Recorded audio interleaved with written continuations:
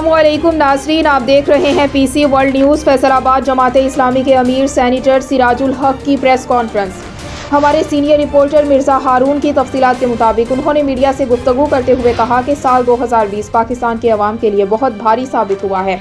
एक तरफ कोरोना वबा ने अवाम की ज़िंदगियों को अजाब में डाले रखा तो दूसरी तरफ हुक्मरानों की नाअहली ने अवाम की ज़िंदगी अजीरन बनाए रखी।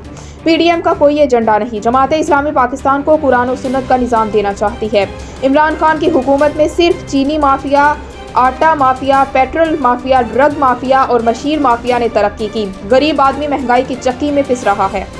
2020 में 35 लाख से ज़ायद नौजवान बेरोजगार हुए।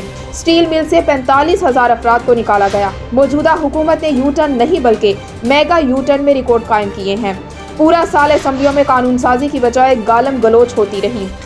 जमाते इस्लामी अपनी तहरीक के अगले मरहले में फैसलाबाद में बड़ा जलसा करेगी। उन्होंने सूबाई अमीर जावेद कसूरी और ज़िले अमीर महबूबुज़्ज़मा भट्ट के हमरा प्रेस कॉन्फ्रेंस से खिताब करते हुए मज़ीद कहा कि इमरान खान की हुकूमत में गरीब आदमी महंगाई की चक्की में पिस रहा है।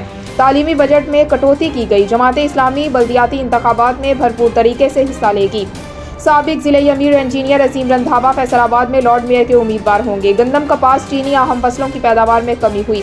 वज़ीर आज़म ने वादे किए थे कि वो कर्ज नहीं लेंगे, खुदकुशी कर लेंगे, लेकिन इस हुकूमत ने सिर्फ गुज़श्ता 5 माह के दौरान $4.5 अरब कर्ज लेकर 73 साला रिकॉर्ड तोड़ दिया।